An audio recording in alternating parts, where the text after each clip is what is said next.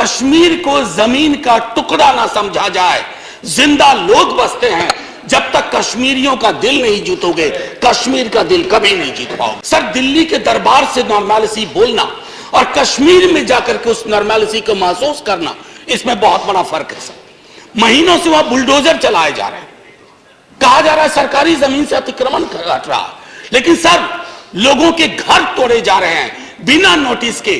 दोपहर तक बिक गया बाजार का हर एक झूठ और मैं एक सच को लेकर शाम तक बैठी रही। हम तो देश के खातिर ऐसे लगे ही रहेंगे।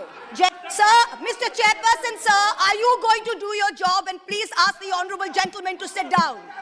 Are you going to do your job, sir, and ask this honorable gentleman to sit down?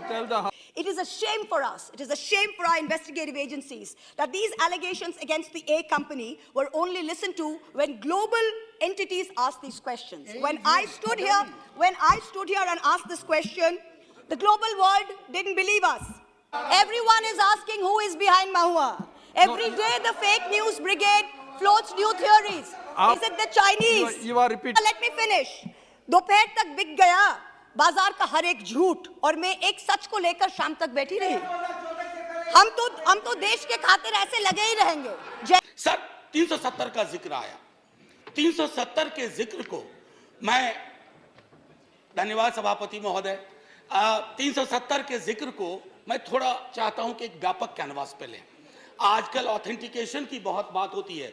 Sir, मैं पूरी की पूरी किताब लेके आया हूं, कश्मीर आफ्टर 370, अनुराधा भसीन जी ने लिखी है, कश्मीर टाइम्स की एडिटर रही है। सर, लगातार खबरें आ रही हैं, आप कहते हैं कि नॉर्मैलिटी है। सर, दिल्ली के दरबार से नॉर्मैलिटी बोलना और कश्मीर में जाकर के उस नॉर्मैलिटी को महसूस करना, इसमें बहुत बड़ा फर्क है। सर, महीनों से वहां बुलडोजर चलाए जा रहे हैं, कहा जा रहा है सरकारी जमीन से अतिक्रमण हट रहा है, लेकिन सर लोगों के घर तोड़े जा रहे हैं बिना नोटिस के। मैं बार बार कहता हूं माननीय सभापति महोदय आपके माध्यम से, सर कश्मीर को जमीन का टुकड़ा ना समझा जाए, जिंदा लोग बसते हैं। जब तक कश्मीरियों का दिल नहीं जीतोगे, कश्मीर का दिल कभी नहीं जीत पाओगे, चाहे आप लाख कोशिश कर लें। सर, भ्रष्टाचार के बारे में भी कहा गया, तो सर मैं तो सोच के आया था कि ऐसी कोई बात ही नहीं बोलूंगा। अचानक आपको देखा और आप आए, बीच में प्रवेश की, एक कहानी याद आई। एक राजा को तोतों का बड़ा शौक था, कारोबारी तोते रखते थे राजा साहब, तोते का बड़ा शौक था। नहीं, आप बताइए, मुझे देखते ही आपको भ्रष्टाचार की क्यों याद आ गई? नहीं सर, भ्रष्टाचार की नहीं, राजा की याद आ गई। इसको क्लैरिफाई कीजिए। सर, राजा की याद आई। We have a distinguished member here from the same fraternity. Sir Raja की याद आई।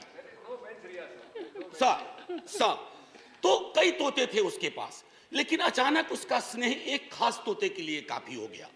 गौतमी प्रवृत्ति का तोता था, तो सबको चांदी और स्टील की कटोरी मिली, उस तोते को कनक कटोरी मिली। और तोते से राजा सलाह बहुत लिया करते थे, और तोता सलाह भी देता था, भूत भी ठीक करता था, भविष्य की बात भी करता था। एक दिन उस तोते के बारे में कोई अनुसंधान आ गया पड़ोस से।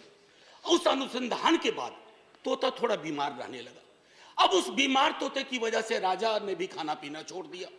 लेकिन उस तोते का एक और भाई था जो विनोदी स्वभाव का था। अब उसने फूल नाम की एक कंपनी और एक हाँ बैंक हुआ करता था, हाँ बैंक के 48,000 करोड़ उस तोते ने 1303 करोड़ में केमन आइलैंड पे दे दिया। ये प्राचीन काल की बात है। तो तोता और राजा की कहानी में पिक्चर अभी बाकी है, शेष अगले अंक में संभवतः बजट में।